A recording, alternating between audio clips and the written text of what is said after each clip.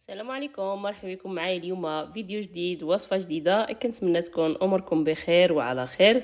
عواش مبروكة. الفيديو اليوم ان شاء الله غنشارك معكم معسلات اولا بليغات بالجنجلان اللي هما بصراحة من ضمن المعسلات المحبوبين في رمضان، ونفس الشيء كيجيو بصراحة لذاذين مقرمشين ساهلين التحضير، اقتصاديين كيوجدوا كذلك بسرعة.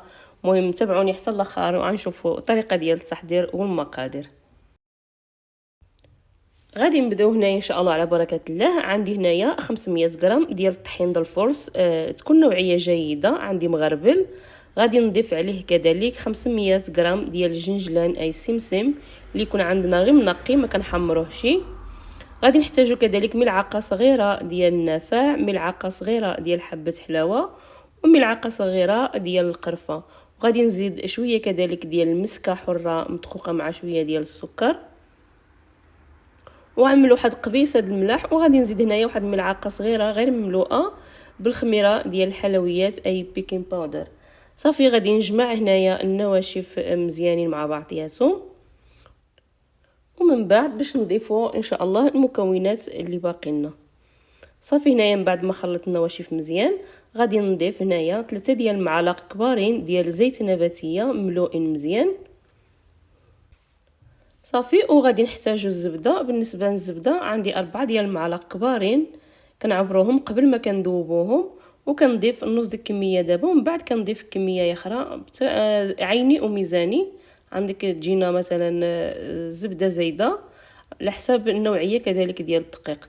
صافي عملت هنايا واحد الفص ديال البيضه وحده، وغادي نبدا نجمع وغادي نضيف الزبده. المهم ديك الزبده 4 معالق كبارين عملتهم كاملين، وغادي نبدا نجمع هنايا بالماء الزهر. بالنسبه للماء الزهر تقدروا تجمعوا العجينه كامله بالماء الزهر، اولا كتخلطوا مزيج بين الماء عادي والماء ديال الزهر. انا هنايا عملت شويه ديال الماء الزهر وشويه بالماء، كنجمع في الاخر غنبدا نجمع بالماء. المهم خصنا نحصلوا على العجينه تكون يعني متوسطه، ماشي قاصحه بزاف وماشي خفيفه. المهم انا غنجمع العجينه وغادي نوريكم ان شاء الله القوام ديالها.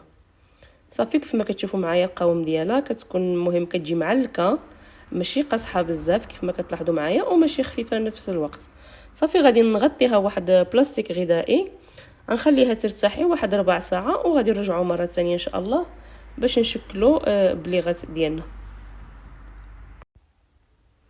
صافي هنايا العجينه من بعد ما رتحتنا كنحتاجوا الورق ديال الزبده ولا الورق ديال الطبخ. كنعملوا وحده من تحت وكنعملوا العجينه في الوسط وكنبداو نطلقوا، اولا كنعملوا واحد جوج بلاستيكات باش من نجيو نهزوا من نكونوا كنقطعوا البليغه ديالنا تجينا العمليه سهله.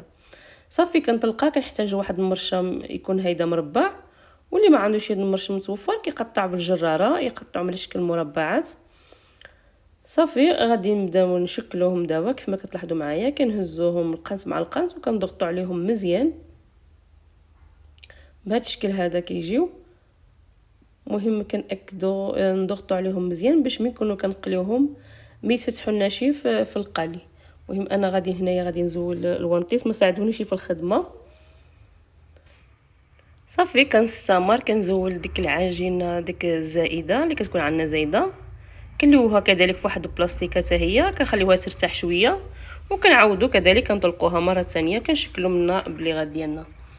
صافي انا هنايا غادي نستمر، غادي نبدا نشد بليغات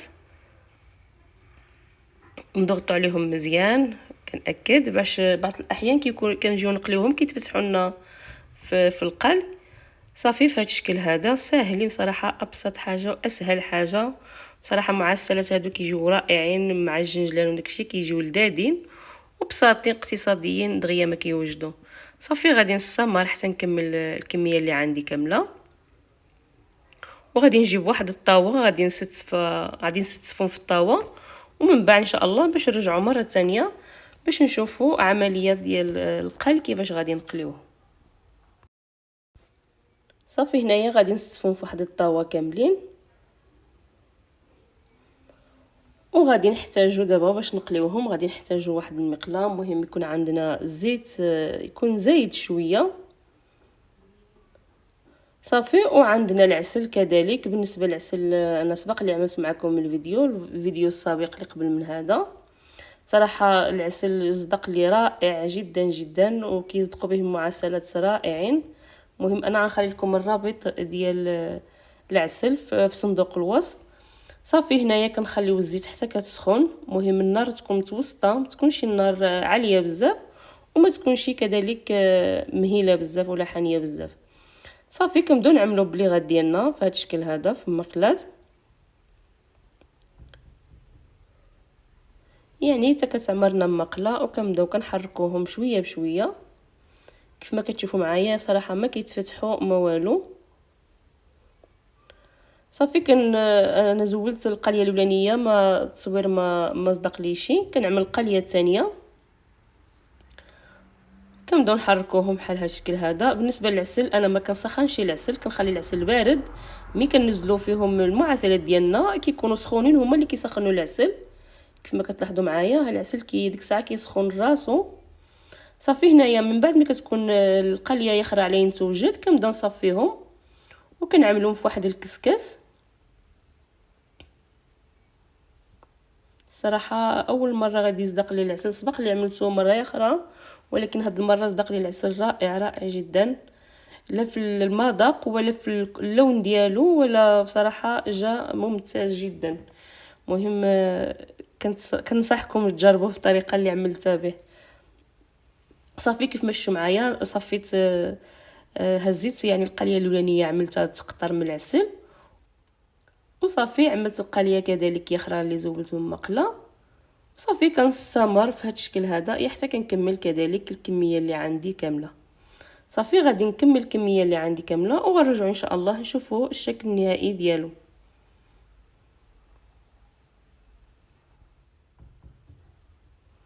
صافي هنايا من بعد ما كنساليوهم كنستفوهم في واحد بلاطو، كنزينوهم هيدا بشويه ديال اللوز.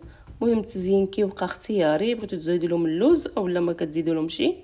مهم كتعملوا لهم ديك اللويزه وحده كيجيو بصراحه المنظر ديالهم رائع. وبالنسبه للوز احسن يكون كذلك مقلي. مهم هنايا كنكونوا وصلنا النهايه ديال الفيديو. كنتمنى الوصفه اليوم تنال الاعجاب ديالكم وتجربوها، وشكرا جزيلا على المتابعه وعواشر مبروكه. واللي كيشوف القناه اول مره ما يبخلش علينا بالاشتراك واللايك ويشجعنا باش نزيدوا لقدام. المهم السلام عليكم، مع السلامه، حتى الفيديو القادم ان شاء الله.